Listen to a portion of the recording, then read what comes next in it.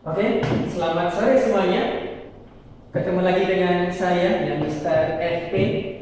Sudah lama kita tidak berjumpa ya, Dek. Walaupun sekarang di sini kita di tengah wabah COVID-19, tetapi dengan operation senantiasa untuk selalu memberikan layanan terbaik. Kita berikan layanan distance learning yang terbaik untuk adik-adik semuanya. Nah, pada kesempatan hari ini kita akan coba bahas materi mengenai IPS, yaitu tentang sosiologi berkaitan dengan perubahan sosial budaya. Nah, kaitannya dengan materi perubahan sosial budaya ini adik-adik sekalian, ini seringkali juga keluar di dalam UTBK, itu 1 sampai dengan 2 soal di bab perubahan sosial budaya ini akan keluar. Nah, kalau kita berbicara mengenai perubahan sosial budaya, berarti di dalam suatu masyarakat itu selalu dinamis, artinya selalu mengalami suatu perubahan. Seperti kita adik-adik sekalian, saya dan kalian bisa menjadi segede ini, bisa menjadi sebesar ini, akan dimulai dari sesuatu yang kecil. Betul ya, ketika kita lahir, kita masih bayi, kemudian tumbuh menjadi balita, tumbuh menjadi remaja, dan tumbuh menjadi seseorang yang dewasa, dan bahkan nanti tumbuh menjadi orang yang sudah lanjut usia, dan akhirnya kita kembali ke yang kuasa. Jadi tahapannya ada, perubahannya ada. Nah, seperti apa perubahan sosial budaya itu? Boleh saya artikan bahwa perubahan sosial itu bisa dikatakan sebagai perubahan pola pikir, bisa dikatakan sebagai perubahan sikap sosial, dan bisa dikatakan sebagai perubahan pola perilaku yang ada di mana? Yang ada di dalam masyarakat. Karena kita semua pastinya hidup bermasyarakat. Walaupun tempat sosialisasi primer itu ada di lingkungan keluarga, tempat pertama kita ditanamkan nilai, norma, itu di lingkungan keluarga, tetapi ketika kita kelak dewasa nanti kita pasti terjun di lingkungan masyarakat. Nah, dari pengertian perubahan sosial ini adik-adik, ada beberapa teori-teori tentang perubahan sosial budaya. Akan saya sampaikan satu persatu. Saya awali dari teori evolusi. Dari kata evolusi berarti sesuatu yang pergerakannya lambat, butuh waktu yang cukup lama. Saya ambil satu tokoh, yaitu dari Auguste Comte. Jadi Auguste Comte ini punya suatu pendapat bahwa akal budi manusia itu perkembangannya cukup panjang. Dari teori evolusinya, yang pertama Auguste Comte berasal dari tahap agama dulu. Dari tahap agama ini, seorang Auguste Comte itu membagi dari beberapa. Yang pertama, ada yang namanya animisme sama ateisme. Di sini yang namanya animisme dan ateisme itu adalah alam semesta ini adik-adik, ibarat kata sesuatu yang memiliki jiwa. Ateisme itu. Kalau animisme kita ketahui bahwa alam semesta ini tempat tinggalnya roh-roh halus. Sebagai contoh seperti ini. Ketika ada gemuruh petir, itu ketika kita bagi suatu animisme di sini, itu anggapannya adalah sesuatu di atas sana ada yang sedang berperang, atau dianggap bahwa ketika ada petir, ketika ada gemuruh, itu adalah dewa-dewa yang sedang berperang. Itu kalau kita animisme dan teisme. Kemudian bergerak lagi di tahap yang namanya politeisme. Dari kata poli itu banyak. Berarti ini sedikit lebih maju pemikirannya. Bukan berarti dunia ini memiliki jiwa, tetapi sudah berpikir lebih maju. Contohnya seperti ini. Di dunia ini sudah terbentuk dewa-dewa, tapi banyak dewa. Dari kata poli itu percaya pada banyak Tuhan. Saya contoh di kehidupan masyarakat Jawa. Di kehidupan masyarakat Jawa itu percaya bahwa Dewi Kesuburan itu ada. Dan Dewi Kesuburan itu disebut yang namanya Dewi Sri. Mungkin kalau adik-adik pernah lihat film Sun Gokong, pernah lihat film Sun Gokong, ada yang namanya Dewa Matahari, ada Dewa Bumi, dan lain sebagainya. Jadi ada terbagi banyak-banyak dewa. Kemudian berjalan lagi, berkembang lagi ke tahap yang ketiga sampai saat ini adalah yang namanya monoteisme. Mono itu satu, berarti percaya bahwa di dunia ada satu Tuhan yang berdaulah. Jadi di tahap agama ini ada 3, fetismanisme, kemudian politeisme, tadi banyak Tuhan, kemudian yang terakhir adalah monoteisme. yaitu hanya percaya pada satu Tuhan yang berdaulat. Kemudian dari tahap agama menuju ke tahap yang selanjutnya, tahap yang namanya metafisik atau tahap metafisika. Tahap metafisika ini artinya suatu kejadian atau suatu gejala yang ada di dunia ini itu didasarkan pada suatu abstraksi atau konsep-konsep metafisik. Saya ambil contoh seperti ini. Kalau zaman pada tahap radisme tadi, bahwa petir itu terjadi karena adanya dewa yang sedang perang. Tetapi kalau di dalam tahap metafisika, terjadinya petir itu bukan karena dewa yang sedang berperang, tetapi karena adanya hukum alam.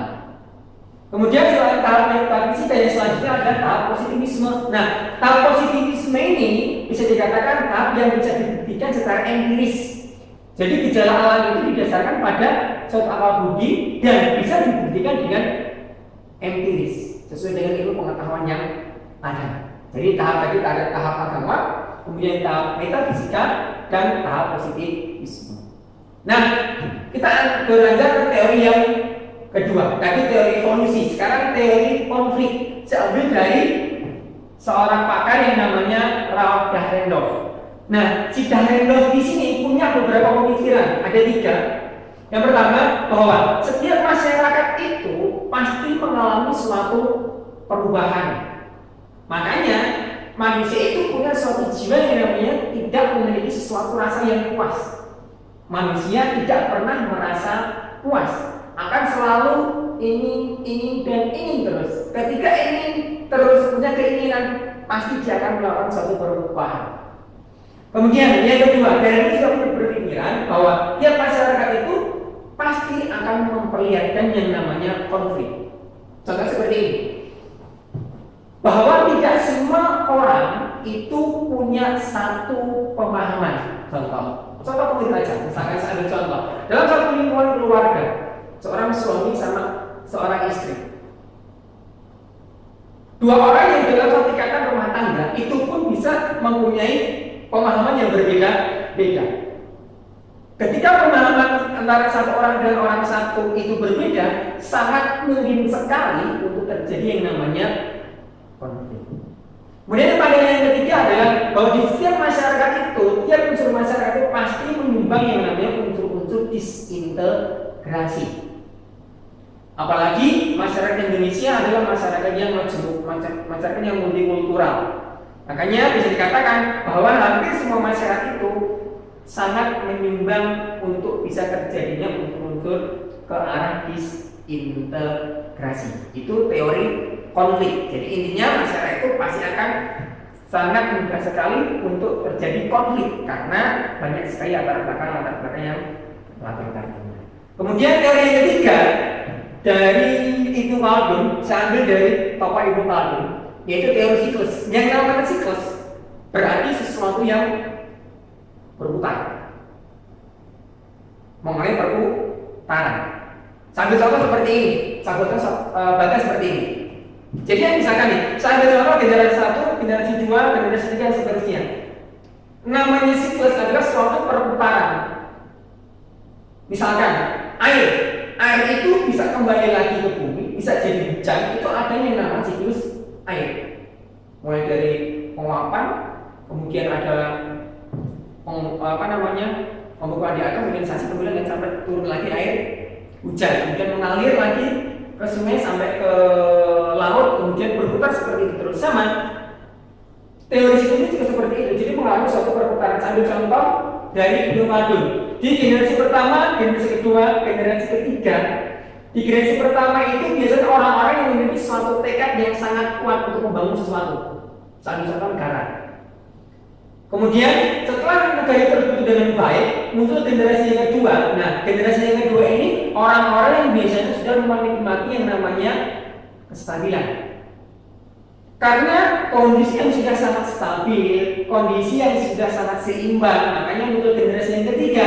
Disinilah masa-masa kita akan muncul yang namanya hedonisme, muncul yang namanya kesenangan, bahkan muncul yang namanya konsumerisme. Ketika sudah lena, penuh dengan keglamoran, akhirnya muncullah saat-saat kehancuran. Ketika sudah hancur, kembali lagi ingin membangun sesuatu yang kuat lagi. Jadi seperti itu, berputar, berputar, dan berputar. Jadi kalau yang namanya teori sini kita agak sulit untuk mengarahkan. Itu dari Ibnu Khaldun. Selanjutnya adalah teori punyanya teori sistem yang saya ambil dari Talcott Parsons. Jadi Talcott Parsons ini yang namanya sistem sosial itu akan terjadi equilibrium, akan terjadi keseimbangan jika ada yang namanya suatu katup penyelamat atau yang dikatakan istilahnya adalah safety valve. Makanya ada yang namanya istilah agil, A-G-I-L. Saya akan jelaskan satu-satu. A itu adalah adaptasi. Adaptasi ini adalah kemampuan bagaimana seseorang itu untuk berinteraksi. Kita mampu untuk menyesuaikan dalam kondisi apapun sehingga kita berinteraksi dengan baik. Kemudian yang selanjutnya G di sini yang namanya goal attainment. Jadi boleh dikatakan yang namanya goal itu adalah tujuan, berarti kecakapan seseorang untuk mengatur dan ingin menuju suatu tujuan. Kemudian yang integrasi atau integration. Integration itu adalah harmonisasi. Jadi kalau yang namanya integrasi itu mengarahnya ke persatuan, harmonisasi dalam suatu anggota sistem sosial. Yang terakhir yang namanya latensi. Nah, yang dikatakan latensi ini akan mencoba untuk memelihara apa yang dipelihara sebuah pola, bisa jadi suatu kebudayaan, bisa nilai dan norma. Itu yang namanya teori sistem dari Talcott Parsons. Jadi intinya ada satu sistem sosial itu bisa seimbang, bisa equilibrium jika ada yang namanya katup penyelamat atau goal attainment, integration, sama yang namanya latensi. Itu beberapa teori mengenai perubahan sosial. Nah, yang namanya suatu perubahan itu pasti mengalami suatu proses.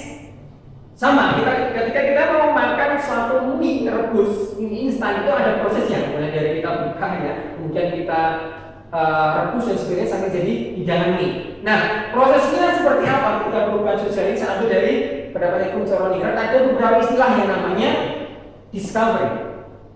Yang namanya discovery itu adalah penemuan yang benar-benar baru yang sebelumnya belum pernah ada. Sambil contoh, seorang tokoh yang namanya Thomas Alva Edison. Beliau seorang penemu bola lampu pijar yang sebelumnya bola lampu pijar itu belum pernah ada dan belum pernah ditemukan. Nah, dari tahap proses discovery ini nanti muncullah yang namanya tahap inovasi, pembaruan dari penemuan baru. Misalkan si Thomas Alva Edison tadi menemukan lampu pijar, diadakan suatu pembaruan, ketemu lagi yang namanya lampu neon, ada lampu LED dan lain sebagainya. Atau mungkin mesin ngetik dulu, kemudian muncul yang namanya komputer. Nah, kemudian ketika ada penemuan seperti ini, butuh yang namanya pengakuan atau yang dikatakan sebagai istilahnya adalah invention, pengakuan atau penerimaan sebagian besar masyarakat. Nah, dari discovery menuju invention ini butuh waktu yang cukup lama. Jadi beberapa proses ada discovery itu memang benar-benar baru yang sebelumnya belum pernah ada. Inovasi itu adalah pembaharuan dari discovery, dan invention itu adalah penerimaan atau pengakuan dari sebagian besar dari masyarakat. Nah, jadi pertanyaan, ada nggak pengaruh-pengaruhnya tentang penemuan baru ini berkaitan dengan bidang-bidang dalam kehidupan masyarakat? Saya ambil contoh, misalkan ada beberapa pola-pola. Yang pertama, saya ambil pola yang menyebar. Pola menyebar. Intinya yang dikatakan pola menyebar itu adalah penemuan baru itu sangat berpengaruh pada bidang-bidang yang lain. Satu contoh adalah penemuan yang namanya listrik. Ketika listrik pertama kali ditemukan, itu bisa mempengaruhi menyebar ke bidang-bidang yang lain, misalkan bidang pendidikan. Kemudian bidang media informasi, kesenian, media informasi. Saya ambil misalkan bidang kesenian, listrik. Dulu kala ketika pementasan kesenian hanya bisa dipentaskan pada waktu siang hari, tapi ketika ada ditemukan listrik, sekarang malam hari pun bisa dipentaskan. Efek-efek lampu cahaya pun bisa memperbagus dalam pertunjukan kesenian. Begitupun dengan media informasi. Begitupun juga dengan pendidikan. bidang seperti ini. Ada listrik, berarti kita bisa pakai LCD dan sebagainya. Itu polanya dua. Jadi satu penemuan itu bisa berpengaruh ke bidang-bidang yang lain. Berbeda lagi kalau polanya adalah menjalar. Jadi menjalar ya. Ini ya. Jadi kalau yang menjalar ini menyebabkan perubahan menjalar dari suatu lembaga ke lembaga masyarakat lainnya. Misalkan sama seperti ini. Ketika ditemukan yang namanya pesawat. Nah, penemuan pesawat ini akan berpengaruh juga secara ini ya, teman-teman menjalar misalkan ke industri pertahanan yang semula hanya memiliki kapal laut, hanya memiliki darat, sekarang industri pertahanan ini sudah menggunakan udara. Kemudian juga berpengaruh juga pada metode peperangan yang sebelumnya belum pernah bisa serangan lewat udara, tapi sekarang metode peperangannya pun selain lewat darat, laut sudah bisa lewat udara dengan berkat ditemukannya pesawat. Ada pola menyebar dan ada pola menjalar. Ini yang menjalar tadi. Kemudian selanjutnya yang keempat ada yang dikatakan namanya difusi. Ada dua istilah yang sering membuat siswa-siswi itu terjerumus atau terbalik-balik. Dua istilah ini adalah penetration pacific sama penetration violence. Saya ambil kata kuncinya saja. Jadi kalau penetration pacific itu dengan cara kedamaian atau secara damai. Kalau penetration violence itu dengan cara paksaan. Saya berikan biar tidak mudah terbolak-balik. Saya berikan satu detik buat kalian. Detiknya adalah papa damai, Vivi dipaksa. Maksudnya pada adalah tadi yang passive penetration atau penetration passive itu dilakukan secara damai. Contoh, maksudnya agama ke suatu di Pulau Jawa itu disebarkan dengan cara damai lewat dakwah, lewat kesenian, wali songo dan lain sebagainya. Kemudian Vivi dipaksa, penetration violence. Contoh, paksaan apa? Kerja paksa. Tanam paksa itu secara paksaan. Jadi dia tidak kebalik-balik, maksudnya begini, papa damai, Vivi dipaksa. Pasifik itu secara damai, kalau violence itu secara dipaksa. Bentuk difusi yang ketiga itu adalah symbiotic penetration. Jadi kalau symbiotic penetration ini kata kuncinya adalah tanpa mengubah kebudayaan masing-masing. Itu mengenai difusi, semua bisa membantu tadinya. Kemudian ada akulturasi, ada mesianisme, dan ada asimilasi. Ini yang sering keluar adalah pasifik sama selanjutnya. Nah, yang namanya suatu perubahan itu pasti ada sesuatu faktor yang melatar belakangi. Yang saya ambil adalah faktor pendorong. Faktor pendorong apa yang menyebabkan perubahan sosial? Faktornya ada dua. Faktornya ada yang namanya faktor dari dalam atau faktor intern dan faktor dari luar. Faktor internnya apa? Ada revolusi, kemudian ada kependudukan atau demografi, kemudian ada penemuan baru, dan yang keempat ada yang namanya konflik. Ingat ya, yang pertama tadi adalah revolusi, faktor internnya, kependudukan atau demografi, kemudian yang ketiga adalah penemuan baru, yang keempat adalah konflik. Yang biar mudah menghafalnya, saya berikan detik. Detiknya adalah Lucy, duduk, baru, konflik. Lucy itu adalah revolusi, duduk telah kependudukan atau berkaitan dengan demografi, bertambah populasi penduduk, penemuan baru, dan yang terakhir keempat adalah konflik. Jadi itu faktor intern. Selain faktor intern, perubahan sosial juga ada faktor ekstern. Faktor eksternnya ada tiga. Ada bencana, ada perang, kemudian ada kebudayaan lain. Ini adalah BPK. Bukan Badan Pemeriksa Keuangan, tapi B-nya adalah bencana, faktor alam, ya bencana itu faktor alam. Yang kedua adalah perang, dan yang ketiga adalah kebudayaan lain. Dan semoga detik ini bisa membantu kalian, karena dengan detik 3 software siswa-siswi bisa menghafalkan materi yang susah menjadi lebih cepat, lebih mudah, dan tentunya soal-soal mudah untuk cepat dibahas. Ini ada di semuanya, semoga bisa membantu di digital learning hari ini. Sosiologi di bab perubahan sosial budaya. Suatu quotation dari saya, walaupun kita sedang dilanda wabah COVID-19, tapi pesan saya adalah selalu semangat dan pesan saya, jaga kesehatan. Terima kasih, semoga bermanfaat. Salam sukses untuk kalian semuanya. Terima kasih.